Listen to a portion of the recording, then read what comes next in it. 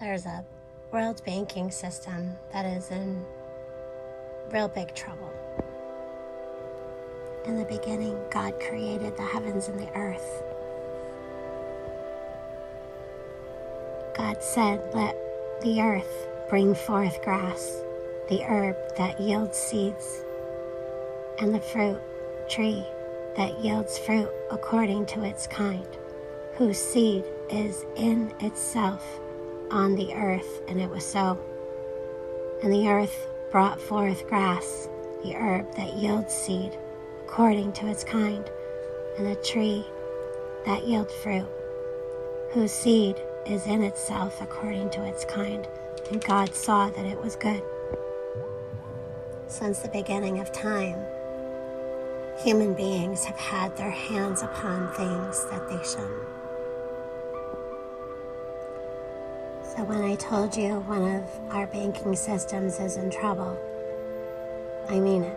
What if I told you that seeds could be more valuable than money, or at least save you money? Evil has always tried to corrupt what God has created for us. Evil has done this for its own gain. And that's now in people, where they do things for their own gain. You see, when God created man, the Lord planted a garden eastward in Eden, and there he put the man who he had formed. And out of the ground the Lord God made every tree grow that is pleasant to the sight and good for food. The tree of life was also in the midst of the garden, and the tree of knowledge of good and evil. And then the Lord God commanded the man, saying, "Of every tree of the garden you may freely eat, but of the tree of the knowledge of good and evil you shall not eat. For in the day that you eat it, you shall surely die." Then God made woman, and the man, Adam, told the woman, Eden, that she may eat the fruit of the trees from the garden, but the fruit of the tree which is in the midst of the garden, God has said, "You shall not eat it, nor shall you touch it, lest you die." Then the serpent said to the woman, "You shall surely not die, for God knows that in the day you eat of it, your eyes will be opened, and you will be like God, knowing good and evil." So when the woman saw that the tree was good for food, that it was pleasant to the eye, and a tree desirable to make one wise, she took of its fruit and ate. So see, the same thing is going on today, where people have taken our food, the seeds, long ago, and they tainted them, putting them in a lab to make them hybrid.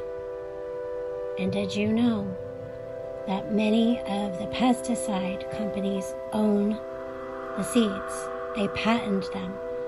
So they took the DNA and they changed the seeds and made them a hybrid seed.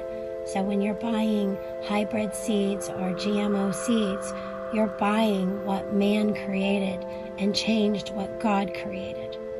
Man can't create. They can just change and corrupt.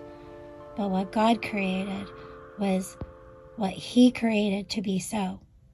And what man fiddles with, it changes forever. And it's never the same. So after these companies did this, and they changed the seeds, and they patented them. So you can't patent what's natural, what God put on this earth. But if you change it, then you can patent it, because it's no longer the same. They changed the DNA. So they took these seeds and bioengineered them, GMO'd, and they changed them. And then they started building fields around these farmers' fields. And what happened is that these GMO changed seeds, bioengineered seeds, cross-pollinated with your farmer's seeds. So then the following year, when the farmer went to go plant the seeds they were growing and selling, the people who patent the seeds would go and tell the farmer that you can no longer sell your food as your own because there's a patent on it. Well, the farmer's confused because they know that for generations that's their seed that they grow and go to harvest, and then they sell that food. But now see, they didn't know that seed had been cross-pollinated with what they were creating with a GMO seed. So see, now that farmer has no idea what has happened, but truly found out. So the seeds planted by farmers and gardeners used to be in the public domain, but then so like 1903, and all of a sudden they started noticing a lot of the fruits and vegetables were no longer. And in the 1980s, there was these new laws and court rulings that made it easier to patent them. Ever since then, companies like Monsanto and DuPont have been planting seeds modified by company scientists that prevents farmers from harvesting seeds and planting them the following year. Now most of the seeds available for farmers are owned by a handful of companies, and a couple proposed mergers might reduce that number even more.